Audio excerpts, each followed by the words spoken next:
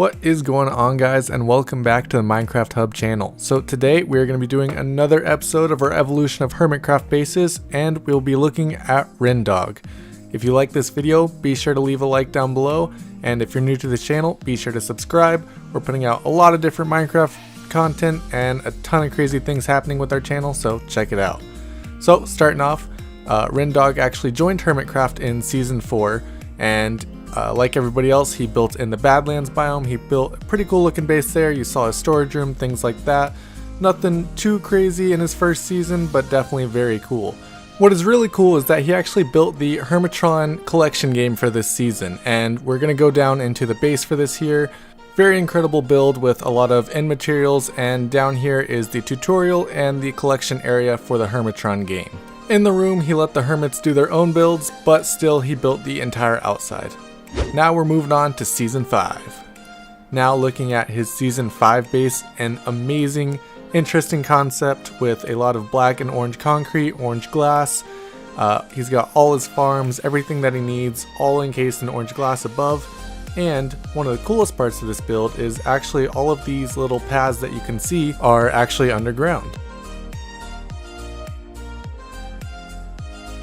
This is definitely a very unique design, something that I haven't really seen before, especially with spreading out over an entire island and building all these glass structures that actually look very well. He does a good job of using depth in his builds to make them look more interesting. You can see that a lot of these things that are placed around have like 3 or 4 different layers, and here we can see is actually one of the magma, glass, and black concrete builds or pathways that he has underneath this entire island that goes to every part of the base. Then he has this cool horizontal nether portal, and that takes us in to Season 6.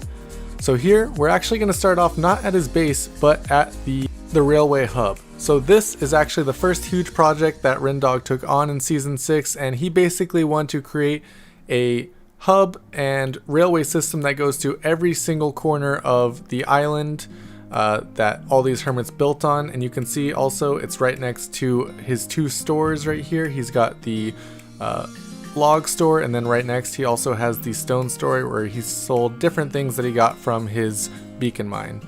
Then we can take a look at Wall Street that he built with Doc M, and this is basically what created the war that happened in Season 6. Some diamonds were stolen and just one thing led to another and a war begun. But it all came from this build that he did with Doc M, which was based off the Wolf of Wall Street, and he just wanted to do a Wall Street style build. Then later on in the season, he finally decided to start working on his base, and it turned out pretty amazing. He built a kind of Japanese style build. He's got farms inside each of these buildings, and they all lead to a little storage system.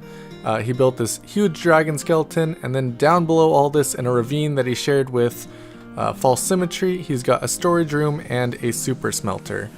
It's pretty amazing what he was able to do in this season. He did a lot of community projects before he even focused on his own builds, but his own builds still came out absolutely incredible.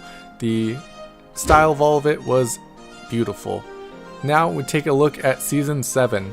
He doesn't have too many episodes in Season 7 so far, but he's done a lot of work off camera, and he's done a lot of these time lapses.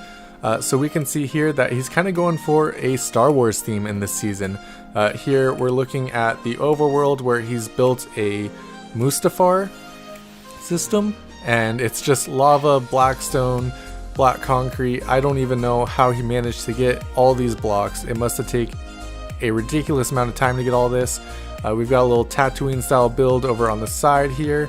It all looks absolutely incredible, and this build must have taken a very long time. So that massive tower in the center is actually going to be his storage room.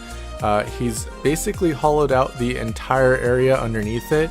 It's a huge hole. I don't even know how to begin to describe it, but it doesn't stop in the overworld. He actually has built a pretty insane nether base, or nether hub I mean, as well. And the nether hub is ridiculous. He's kind of gone along with the Star Wars theme of his base this season, and he built a Sith temple, and we can see here the time lapse for that, and also just a very massive project that took a lot of time and a lot of blocks. This is why he doesn't have too many episodes this season. It's because he puts a lot of time and effort into each episode, and to be able to do that would take a lot of time and effort. But you can see here he created a insanely big Sith temple, and the finishing product of it is absolutely incredible. Just look at that. Absolutely massive, and has beacon in the middle. Very cool build. Rendog is easily one of the best builders on the server, and I'm always excited to see what he does in every season. Thank you guys so much for watching. If you enjoyed the video today, be sure to drop a like, and if you're new to the channel, be sure to subscribe. A lot of different Minecraft content, and we're covering all the hermits. I'll see you next time.